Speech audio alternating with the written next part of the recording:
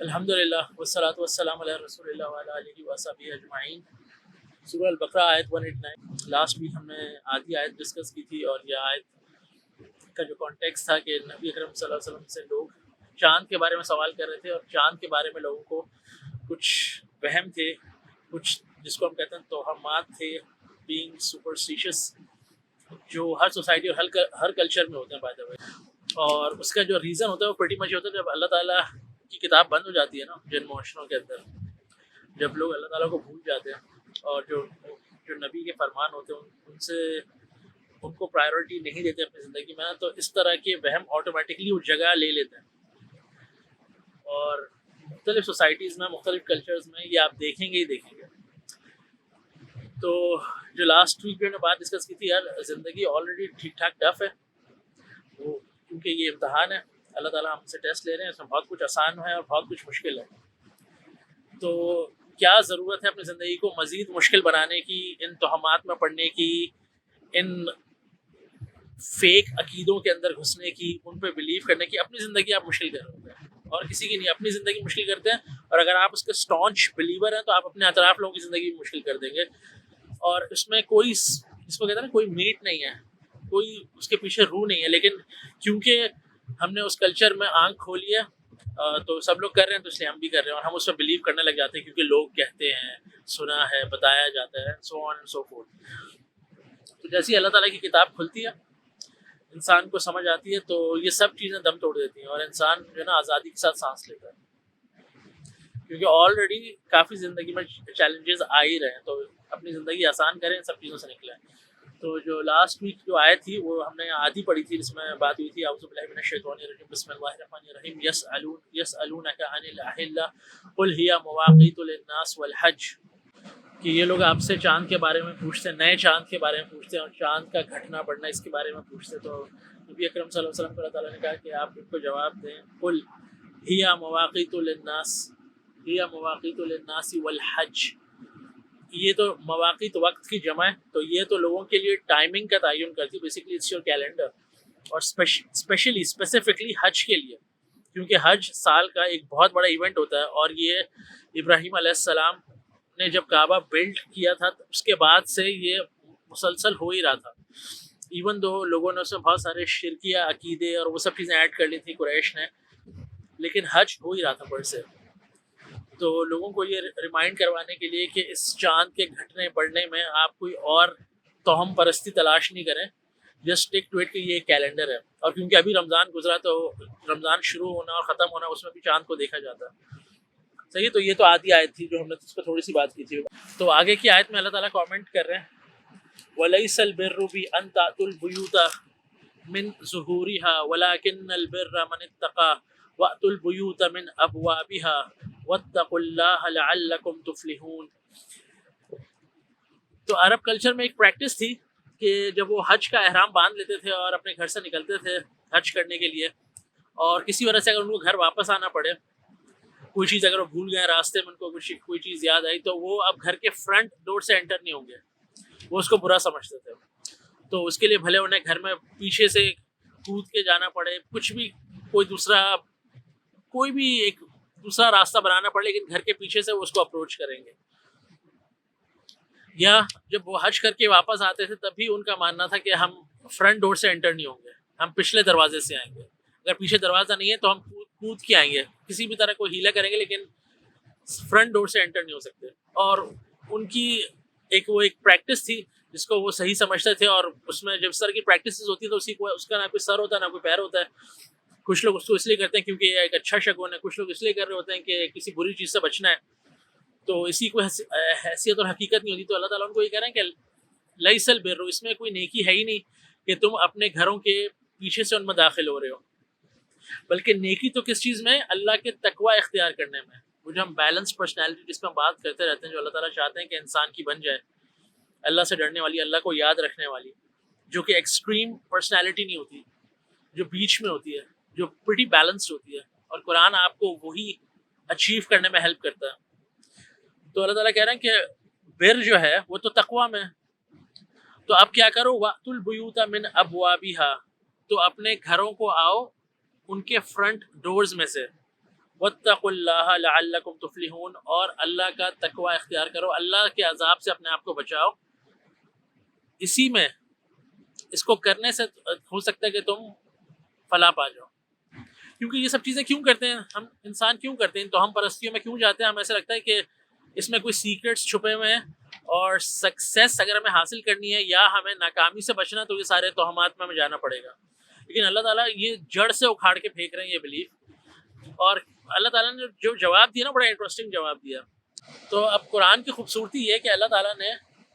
یہ جو فریز ہے وَأْتُوا الْبُيُوتَ مِنْ أَبْوَابِهَا، کہ اپنے گھروں کو آؤ ان کے دروازوں سے، کہ اپنے گھروں کو اپروچ کرو ان کے دروازوں کے تھرو۔ تو عربوں میں یہ ایک محاورہ تھا جس کو ہم ضرب الامثال نہیں کہتے، محاورات، ایڈیمز۔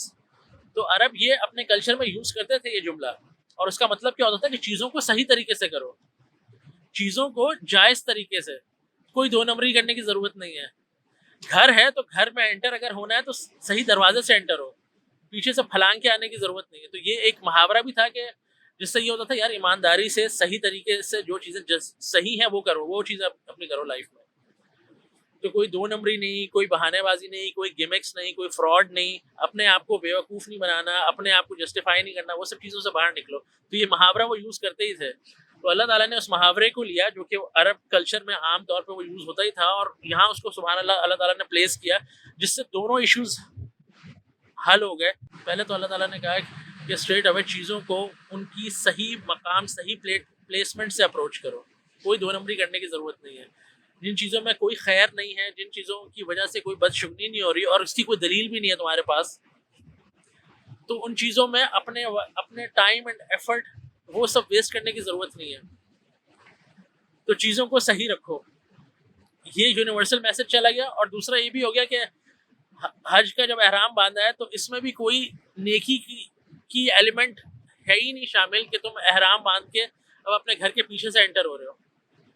تو وہ دونوں چیزیں اللہ تعالیٰ نے ایک یونیورسل میسج بھی دے دیا، اور دوسرا وہ جو آن پوائنٹ جو اسپیسیفک ایجنڈا جو بات ہو رہی ہے کہ وہ چاند کے بارے میں توہم پرستی اور حج سے ریلیٹڈ ان کا ایک وہم جو تھا اس کو بھی اللہ تعالیٰ نے ایڈریس کر دیا۔ تو اب ایشو کیا ہے، جب ہم اس پورے بات کو کرنے کا مقصد کیا ہے، جب ہم قرآن بند کر کے سائڈ پہ رکھ دیتے ہیں نا تو یہ ساری چیزیں جنم لے لیتی ہیں، وہ آہستہ آہستہ ہر کلچر، ہر سوسائٹی کے اندر داخل ہو جاتی ہیں اور لوگ ان کو ماننے لگ جاتے ہیں۔ تو زندگی آسان کریں، اس طرح کے وہمات میں پڑنے کی ضرورت ہی نہیں ہے۔ یہ وہم بڑے چھوٹے پیمانے پہ شروع ہوتا ہے۔ اتنے سارے لوگوں کو مطلب اوور دا ایئرس میں نے دیکھا کہ جیسے آپ نے وضو کیا تو ان بیچاروں کو یہ یقین ہی نہیں ہوتا کہ انہوں نے وضو کیا، وہ ایک وضو کو 3 4 دفعہ ریپیٹ کریں گے، کیونکہ ان کو یہ وہم ہوگا کہ وضو صحیح نہیں ہوگا اور نماز قبول نہیں ہوگی۔ تو ان کی انٹینشن اچھی ہے، وہ چاہتے ہیں کہ صحیح سے وضو کریں، لیکن اس میں وہ اپنے آپ کو تھکا رہے ہیں، اس میں وہ پانی ضائع کر رہے ہیں، اور ان کو اس کے بعد بھی سکون نہیں ہو رہا۔ اور وہ نماز جس کو پڑھنے میں اگر فرض پڑھنا ہے آپ کو 10 منٹ لگ جائیں گے، زیادہ سے زیادہ 15 منٹ لگ جائیں گے، وہ 20 منٹ نماز چلی جاتی ہے۔ کیوں؟ کیونکہ ان کو وہم ہو رہا ہوتا ہے کہ ہم نے پوری رکعتیں نہیں پڑھی۔ تو یہ چھوٹے چھوٹے وہم سے انسان شروع کرتا ہے چیزیں، اور اس میں شیطان آپ کو بہت آپ کی ہیلپ کرتا ہے، کیونکہ شیطان کا مقصد یہ کہ پہلے تو آپ نیکی کی طرف آئیں نہیں، میں اور آپ، اور اگر آ گئے ہیں نا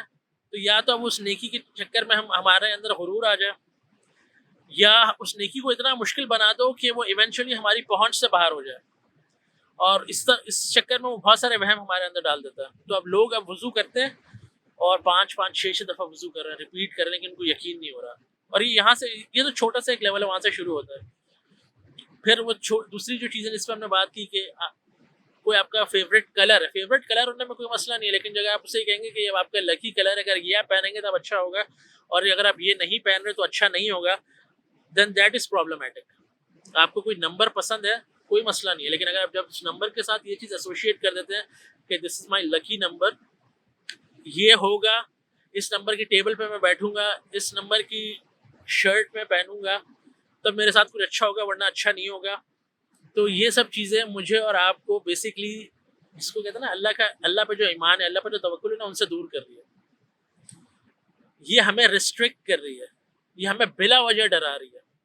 تو ان چیزوں میں مت پڑیں، آسان کریں زندگی۔ پھر آن اے سائیڈ نوٹ، استخارہ جو نبی اکرم صلی اللہ علیہ وسلم نے اتنی خوبصورت دعا کے ساتھ ہمیں سکھایا کہ کس طرح کرتے ہیں،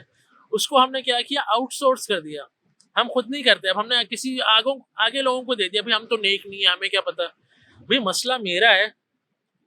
مجھے اللہ سے دعا کر کے پتہ کرنا ہے کہ یہ معاملہ جو میں کرنے جا رہا ہوں یہ صحیح ہے کہ نہیں، وہ میں نے آؤٹ سورس کر دیا. بھائی شادی آپ نے کرنی ہے، کوئی تیسرا بندہ جس کا کوئی لنک ہی نہیں ہے، چلیں آپ کی شادی ہو رہی تو آپ کر لیں گے استخارہ، آپ کے ماں باپ کر لیں گے، دیٹ میک سینس. کوئی دوسرا تیسرا بندہ، تھرڈ پارٹی جس کا کوئی لنک نہیں، وہ آپ کے لیے استخارہ کر رہا ہے. تو یہ چیزیں ہم نے اتنی اپنے لیے کمپلیکیٹڈ بنا دی ہیں، اس میں ہم نے پتہ نہیں کون کون سی چیزیں لگا دی ہیں کہ خواب دیکھنا ہے اور وہ سب چیزیں. ایسا کچھ بھی نہیں ہے. سمپل سا، ایون وہ استخارہ اس کا موضوع نہیں تھا، لیکن آن سائڈ نوٹ میں مینشن کر دیتا ہوں، استخارہ اس وقت یہ رہتا جب آپ کے پاس دو معاملوں میں، آپ دو یا دو سے زیادہ معاملوں میں آپ کو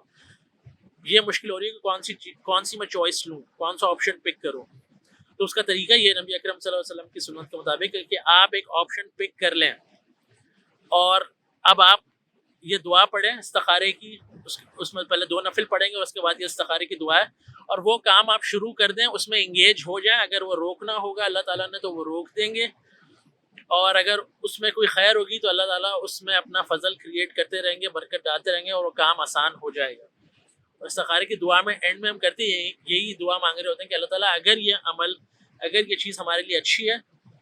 تو ہمیں دے دیں، اس میں برکت ڈال دیں، اور اگر یہ ہماری لیے یہ چیز اچھی نہیں ہے تو اس کو مجھ سے دور کر دیں، اور اس سے بہتر آپشن میری زندگی میں لے آئیے. تو یہ تو اتنا ڈائریکٹ اور پرسنل قسم کا تعلق ہے اللہ سے جو ہمیں خود کرنا چاہیے، لیکن وہ ہم نے آؤٹ سورس کر دیا. تو اگر آپ استخارے کی دعا پہ غور کریں گے نا، اس میں آپ اللہ تعالیٰ سے سمپل سی دعا کریں کہ اللہ تعالیٰ آپ کے پاس علم ہے، میرے پاس علم نہیں ہے، آپ کے پاس طاقت ہے، میرے پاس طاقت نہیں ہے، آپ عالم الغیب ہیں، تو میں آپ سے خیر کا طالب ہوں، اور اگر یہ جو چوائس، یہ کام جو ہے یہ میرے لیے اچھا نہیں ہے، اور اچھے کی ڈیفینیشن بھی اس دعا کے اندر ہے کہ اگر یہ میری دنیا اور آخرت کے لیے اچھا نہیں ہے نا، تو آپ مجھے اس سے دور کر دیجیے اور اس سے بہتر چیز عطا فرمائیے اور مجھے راضی بھی کر دیجیے. اور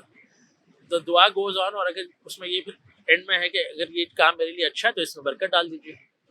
آسان کر دیجیے اس کو. اور دیکھیں ہم لوگوں نے اتنے قسم کے وہ ہیلے ڈرام بنائے ہوئے ہیں کہ نہیں میں تو اتنا نیک نہیں ہوں، میں تو اتنی نیک نہیں ہوں، میں کیسے استخارہ کر سکتا ہوں یا کر سکتی ہوں. اگر آپ نبی اکرم صلی اللہ علیہ وسلم کی سنت میں ایک نظر ڈالیں گے نا، نبی اکرم صلی اللہ علیہ وسلم سے نیک کون ہو سکتا ہے؟ لیکن آپ کو کبھی نہیں ملے گا، ایک بھی انسیڈنٹ نہیں ملے گا کہ کوئی صحابی نبی اکرم صلی اللہ علیہ وسلم کو انہوں نے اپروچ کیا اور کہا کہ میرے لیے آپ یہ استخارہ کر دیجیے. نبی اکرم صلی اللہ علیہ وسلم نے یہ چیزیں امت کو سکھائی تاکہ امت انڈیپینڈنٹلی ان چیزوں میں سے خود اللہ کے ساتھ تعلق اسٹیبلش کرے، اللہ پہ توکل کرے، اور اللہ تعالیٰ سے خیر سمیٹتی رہے کانسٹنٹلی. ہم نے اسے آؤٹ سورس کر دیا اٹھا کے. تو چیزیں سوچیں یار اس بارے میں، توہمات سے باہر نکلیں، ان چیزوں میں سے نکلیں. اللہ تعالیٰ کے اذن کے بغیر نا کوئی چیز ہمیں نقصان نہیں پہنچا سکتی، اور اس کے اذن کے بغیر کوئی چیز ہمیں فائدہ نہیں دے سکتی. ٹھیک ہے، تو اللہ پہ ٹرسٹ کریں، اللہ سے دعا کریں، ان توہمات، ان وہم، ان سپرسٹیشس ایشوز میں سے، ان سب چیزوں میں سے باہر نکلیں، تبھی قرآن سمجھ کے پڑھیں. انشاءاللہ زندگی بہت زیادہ آسان ہو جائے گی باذن اللہ. صحیح ہے، چلیں اس کو یہیں تک رکھتے ہیں، پھر انشاءاللہ نیکسٹ ویک کنٹینیو کریں گے. السلام علیکم.